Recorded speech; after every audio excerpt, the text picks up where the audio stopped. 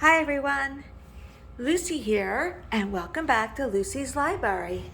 Well, it was so hot out, and Lucy's been such a good girl that we went out and got a new little lovey that she can sit and snuggle with while we read our book. Do you have some favorite stuffed animals or dolls, or maybe there's a truck or a blanket or something that you like to sit with and play with? Well, Lucy just loves her stuffed animals. Believe it or not, she never really tears them up. She just kind of plays with them. Today we have a really cool book for all you outside people who love to be out hiking, and it's called Rhonda's Rock Hunt. Some great pictures here and a great story. Let's get started. Are you ready? Oh, look at all those cool rocks. You like them, Luce? Yeah, pretty cool, huh? Rhonda's Rock Hunt by Molly Griffin and illustrations by Jennifer Bell. Illustrations mean drawings, remember? When Rhonda's Auntie June and Uncle Jonah took her on a long hike from their up north cabin, her shower was a bucket of cold lake water. Her dinner was salami and cheese, and her bed was a skimpy pad and a ratty sleeping bag. But she didn't mind. I guess because she had a dog. What do you think? Dogs make everything nice, don't they? I think so. But you know why Rhonda was having a good time? Because of the rocks. Rhonda loved rocks. She did, Luce. Smooth rocks and bumpy rocks and sparkly rocks and stripy rocks and rocks shaped like hearts and hats and horns. All right, said Auntie June, but you have to carry them in your pack. Oh boy. They were moving camp every day and had to carry everything in a big, heavy, bulky packs. Rhonda's pack was smaller, but she was in charge of hauling it through the woods, over streams, and to the big lake, all by herself.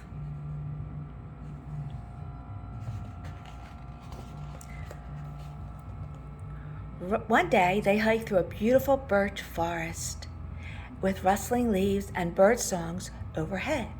Rhonda found jagged rocks and bumpy rocks in that forest, and one with a tiny, sparkly bits that glittered in the dappling sunlight. Ooh, she said. Into her pack they all went. Oof. And Rhonda trudged on, wiping sweat off her forehead.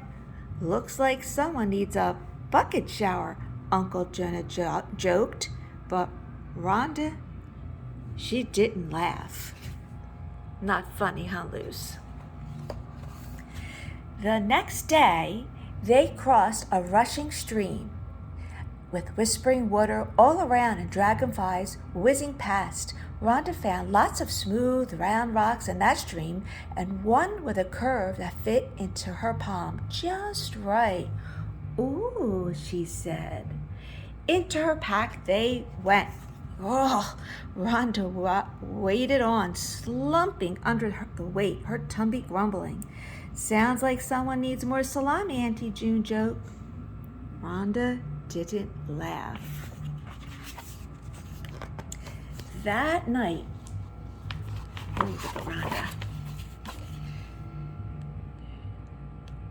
Rhonda barely slept at all. A pine cone poked her through that skinny little pad, and rattled sleeping bag was damp and stinky. So she was tired, dirty, hungry on the last day of their trip, and crabby too. You know what that's like, huh? Until they arrived at the big lake. Waves crashed on the shore, and gulls called overhead. The water stretched out to the horizon, and the beach was covered with millions and bazillions of, what do you think, everyone? Rocks! Rocks loose! More and more rocks.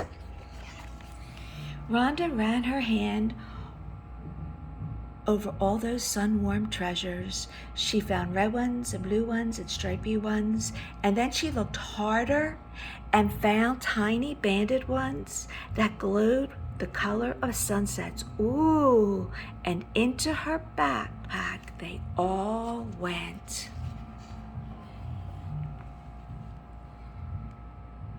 Time to go, Uncle Jonah called. It's not far now, said Auntie June. At the end of this one last hike, the cabin, a real shower, a hot meal, and a soft bed. What do you think happened?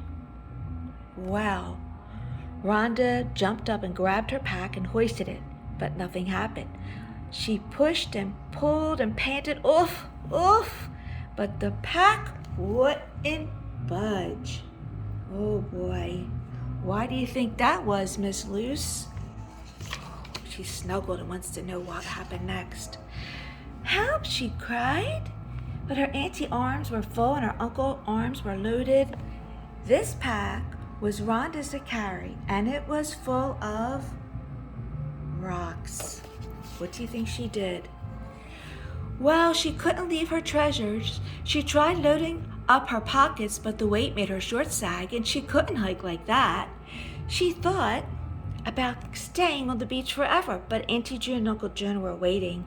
Besides, Rhonda really needed a shower and dinner and bed. She loved all her rocks, all her beautiful rocks, but she couldn't keep them all. She had to let some go. So she took them out one at a time and stacked them on a table, like slab, down by the water. Rhonda worked with the weight of each rock, with the curves and bumps and budges of each rock, until all those forest rocks and river rocks and big lake rocks balanced in perfect towers. Look at that. Well, almost. Back into her pockets went the one glittering forest rock and the one palm snuggling river rock, and a small handful of tiny glowing agates from the big lake. Then she smiled at her rock cairns, the towers of souvenirs she was leaving behind.